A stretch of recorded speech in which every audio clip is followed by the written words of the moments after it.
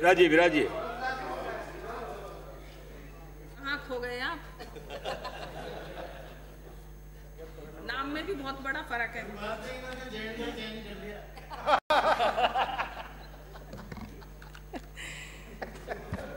सम्माननीय सभापति महोदय,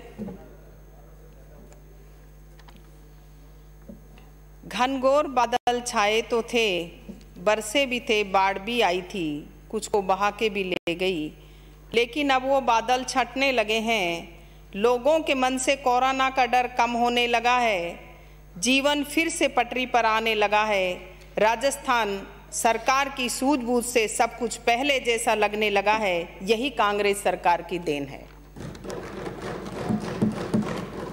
सम्माननीय सभापति महोदय,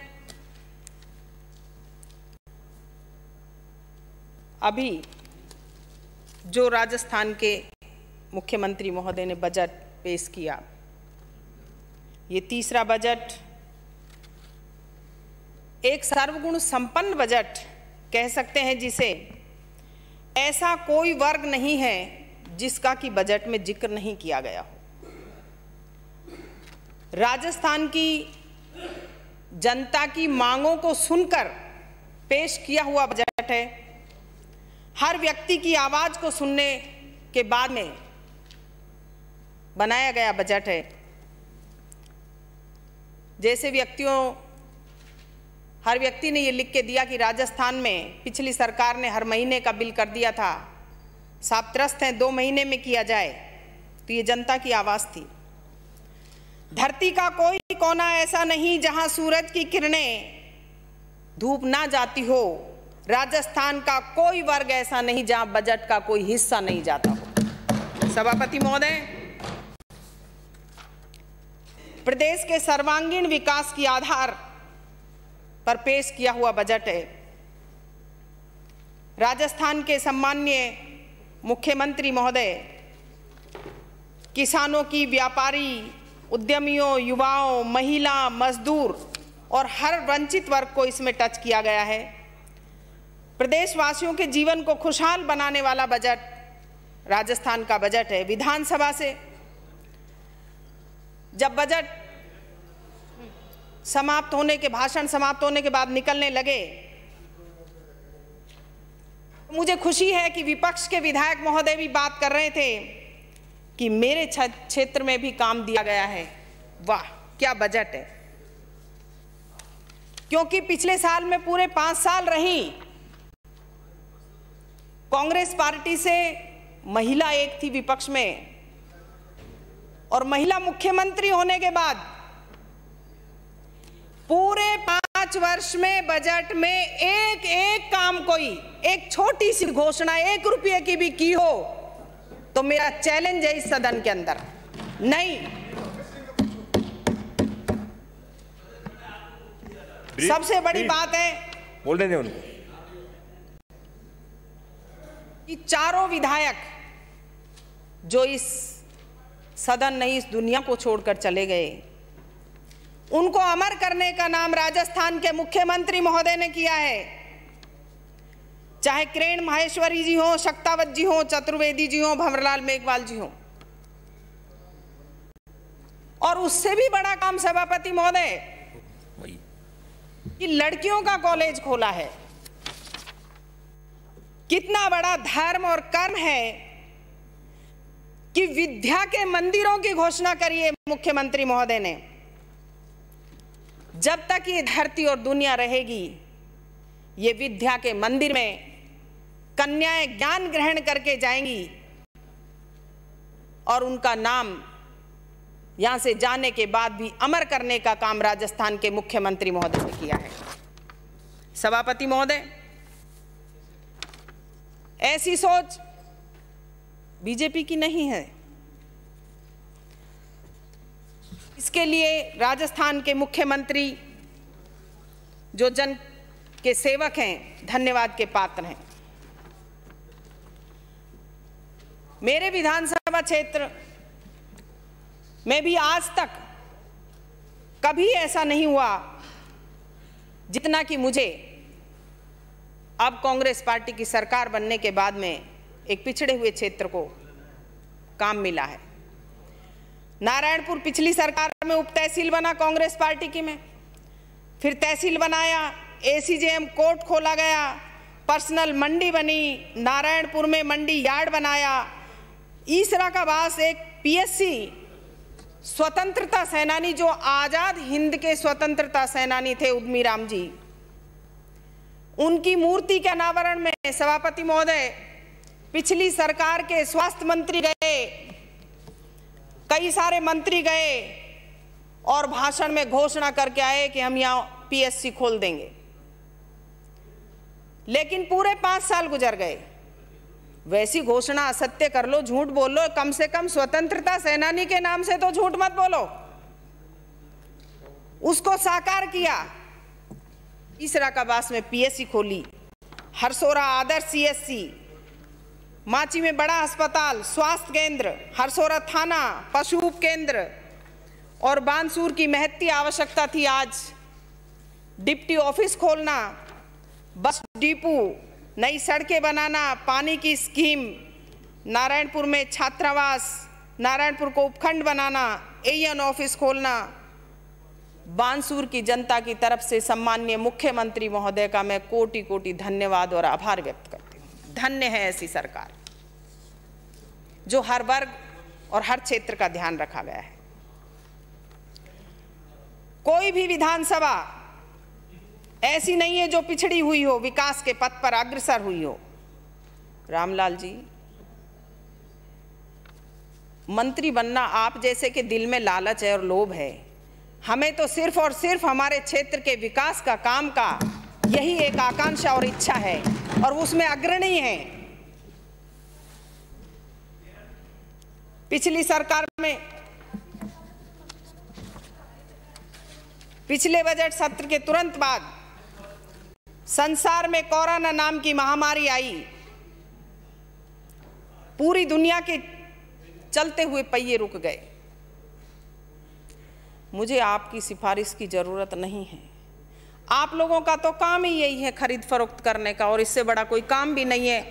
और ये अरे बिकने वाले कोई और होते हैं, ये महिला मर्दानी बिकने वालों में नहीं है, आपको खरीदने वालों में है। आना है तो आ जाओ एक आध जना, मुंह मांगी कीमत दे देंगे आपको। राजस्थान ही क्या, जब पूरे भारत देश की अर्थव्यवस्था को कोरोना ने झकझोर दिया था, एक चुनौतीपूर्ण समय में प्रदेश के विकास के लिए संसाधनों में कोई कमी नहीं आने दी गई। राजस्थान पूरे देश में संकट के समय में एक उदाहरण रहा अपनी कार्यशैली के लिए और अपनी सुव्यवस्था के लिए। कुशल प्रबंधन रहा, चाहे भीलवाड़ा मॉडल हो, रामगंज मॉडल हो। देश ही नहीं, अंतर्राष्ट्रीय स्तर पर भी सराहा गया। अरे देश के प्रधानमंत्री जी ने भी सराहा, आपको शर्म आ रही है सराहने में?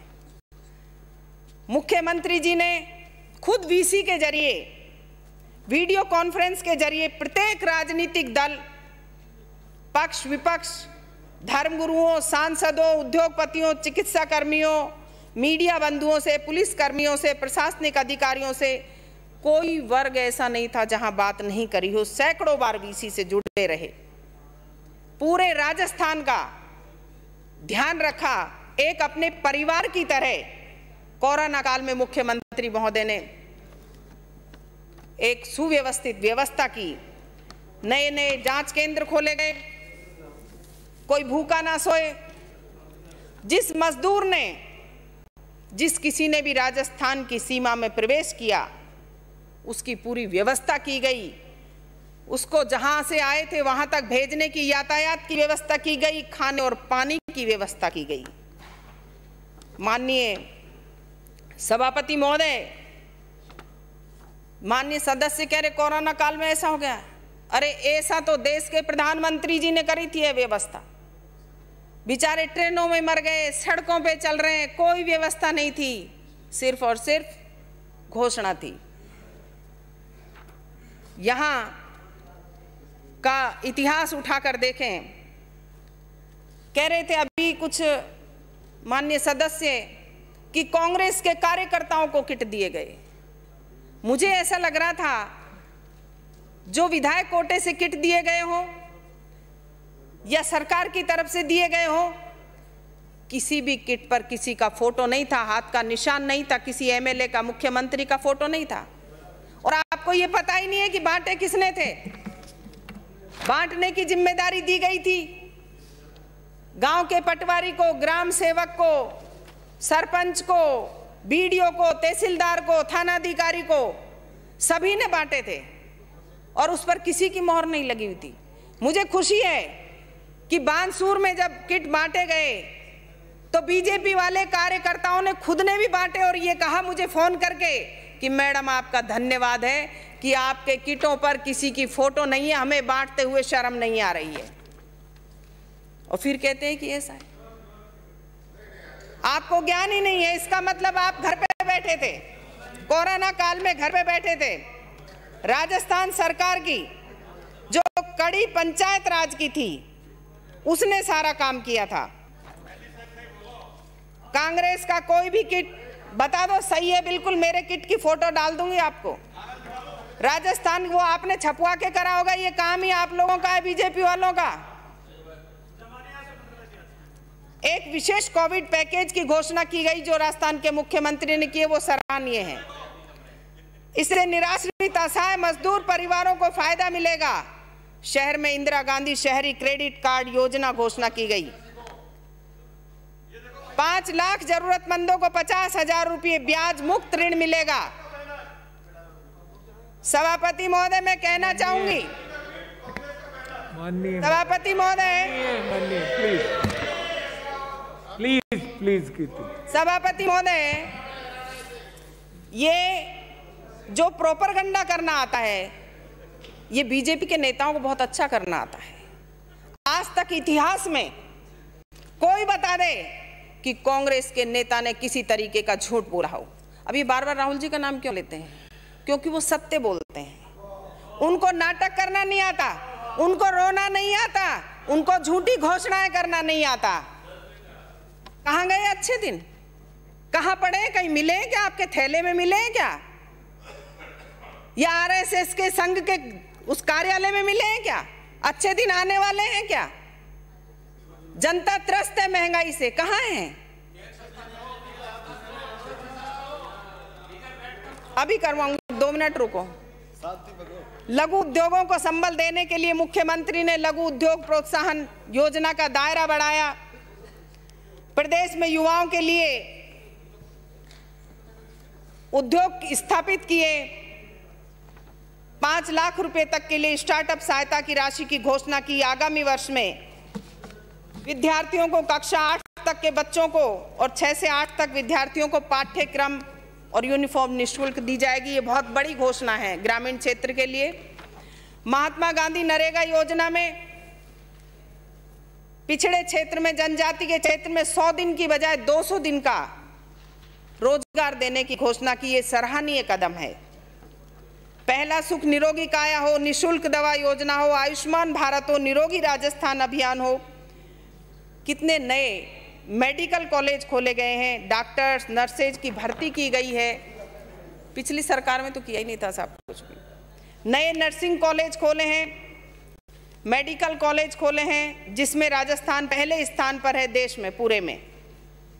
यूनिवर्सल हेल्थ कवरेज लागू किए गए हैं। राज्य के प्रत्येक परिवार को चिकित्सा के लिए बीमा योजना लागू की गई है। संविदा कर्मी और लघु उद्योगों के लिए 50% पर सरकारी निजी चिकित्सालय संस्थाओं में इलाज हेतु सुविधा उपलब्ध कराई जाएगी। 7 संभाग में पब्लिक हेल्थ केयर खोलने का कार्य एक ऐतिहासिक कार्य है।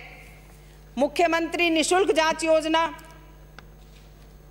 हब एंड स्पोक मॉडल अपनाकर जांचों की पीएससी और सीएससी जिला अस्पताल सभी पर संख्या बढ़ाई गई है। महात्मा गांधी चिकित्सालय भीलवाड़ा में और सभी में बेड बढ़ाए गए हैं।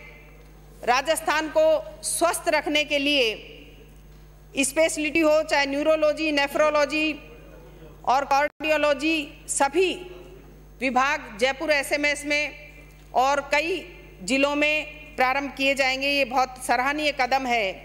नए नए इंस्टीट्यूट खोले जाएंगे।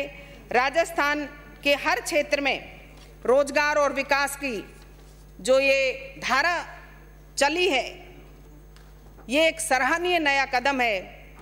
चाहे यूनानी, होम्योपैथिक, नेचुरोपैथिक, आयुष, इन सभी को विकास के लिए नए संस्थान खोले जाएंगे। उप जिला परिवहन कार्यालय खोला जाएगा। कस्तूरबा गांधी आवासीय विद्यालय खोले जाएंगे।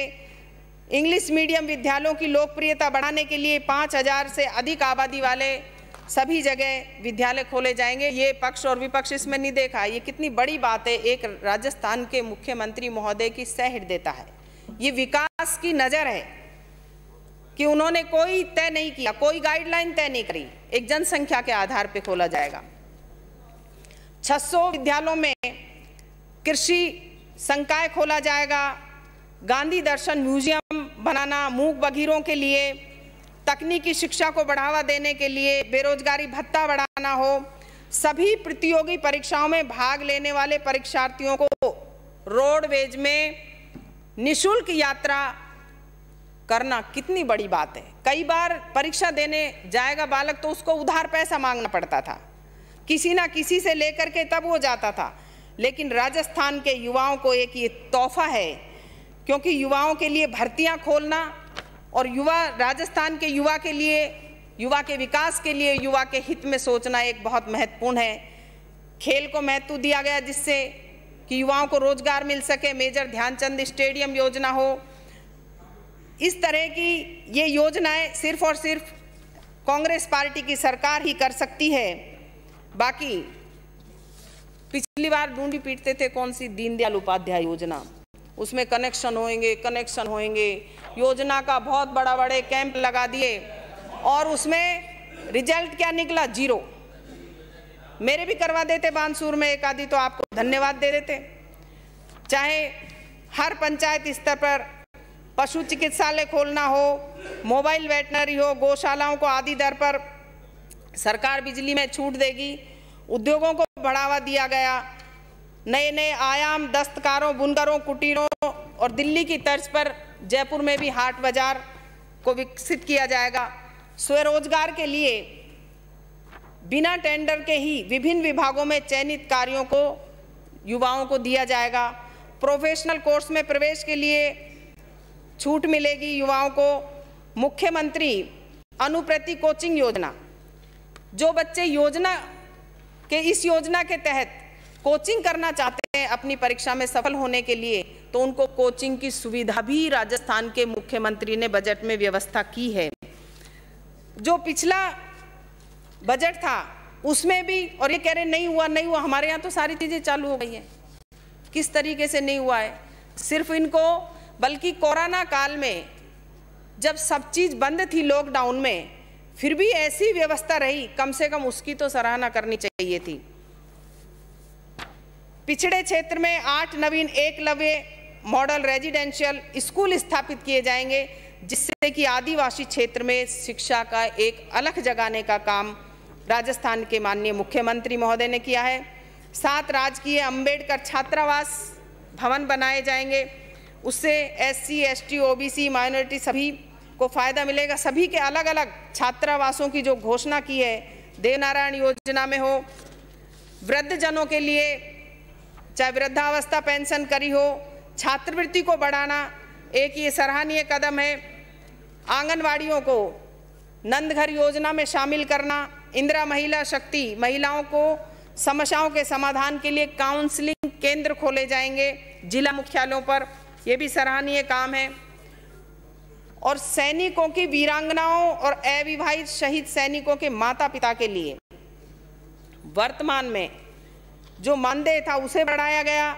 ये एक बहुत ही सराहनीय कदम राजस्थान के सम्माननीय मुख्यमंत्री महोदय का है कि 3 लाख से बढ़ा करके 5 लाख की FD उनके आश्रितों को, माता पिता के लिए जो की गई है बजट के अंदर, ये सराहनीय है।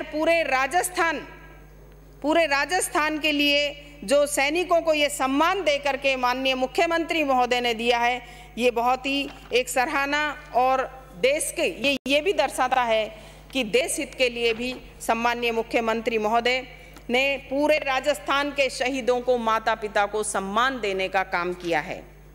स्वतंत्रता सेनानियों के लिए भी जो राशि 25,000 थी वो 50,000 की गई। सभापति महोदय, क्या सैनिक कोई एक के होते हैं? कम से कम इसकी तो सराहना करते हैं कि माननीय मुख्यमंत्री महोदय ने स्वतंत्रता सेनानी और सैनिकों के लिए भला काम किया है। लेकिन नहीं, सिर्फ और सिर्फ राजस्थान की सरकार का, पिछली सरकार का गिनाने के लिए इनके पास कोई काम नहीं है सभापति महोदय कि एक काम को गिनवा दे। सिर्फ और सिर्फ कहेंगे तो भारत सरकार ने ये काम किया।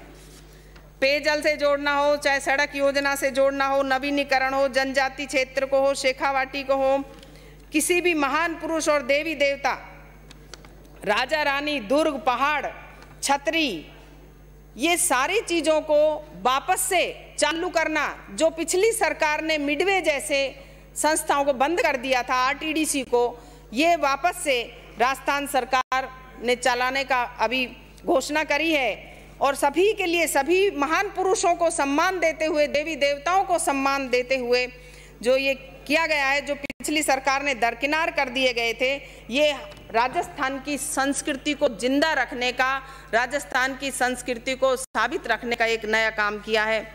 और अपराधों पे रोक लगे, इसलिए नए नए चौकी खोलना, थाने खोलना, सीओ ऑफिस खोलना, ये मुख्यमंत्री महोदय ने एक अनोखा काम किया है।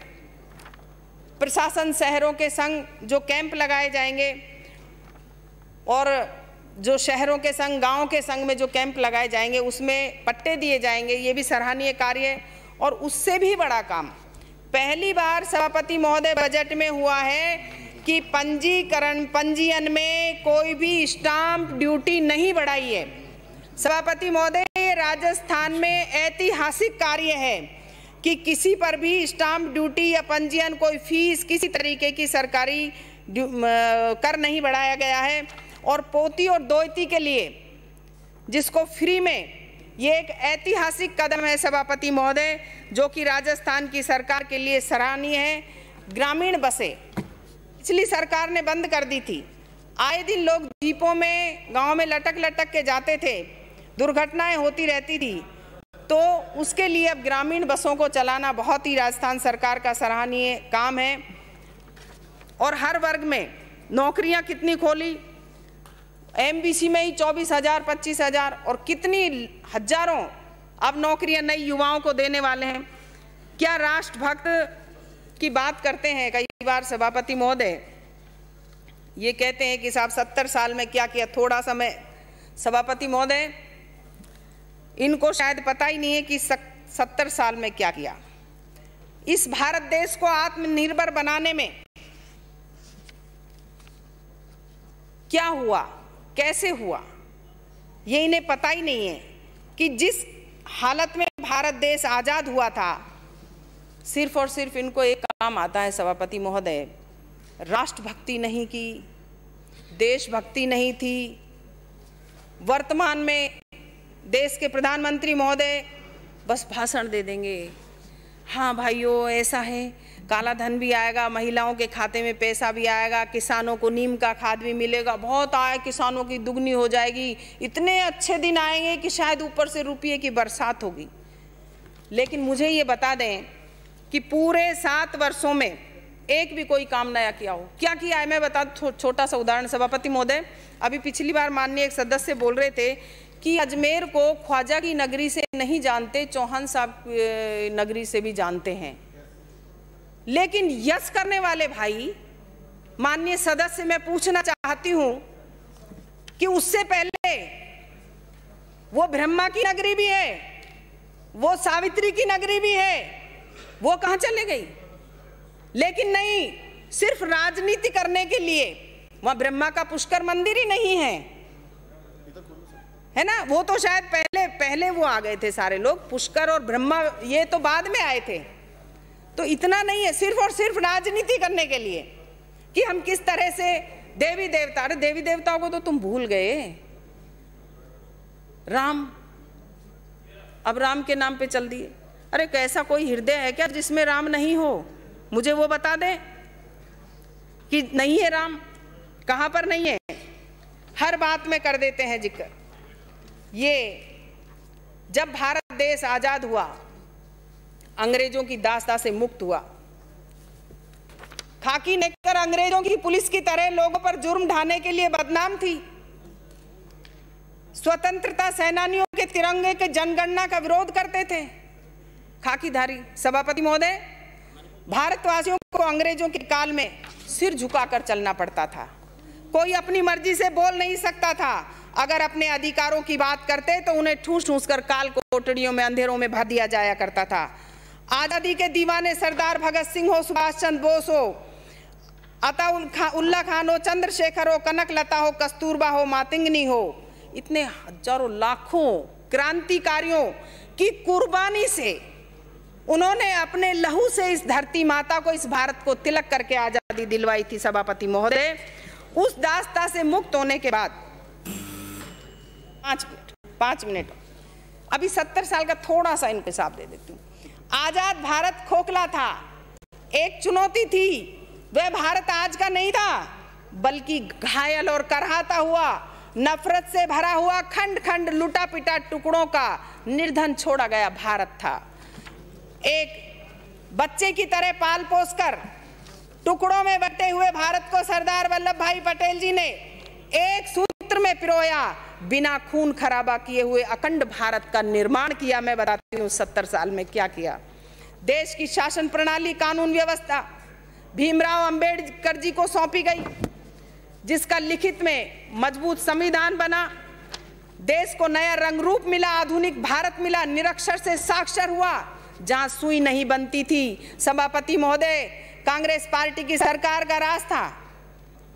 जहां ऊंट गाड़ी और बैलगाड़ी चलती थी, वहां से उठकर के उपग्रह तक अंतरिक्ष में राकेश शर्मा से जब पूछा गया कि मेरा भारत देश कैसा लगता है, तो उसने कहा सारे जहां से अच्छा हिंदुस्तान हमारा लगता है।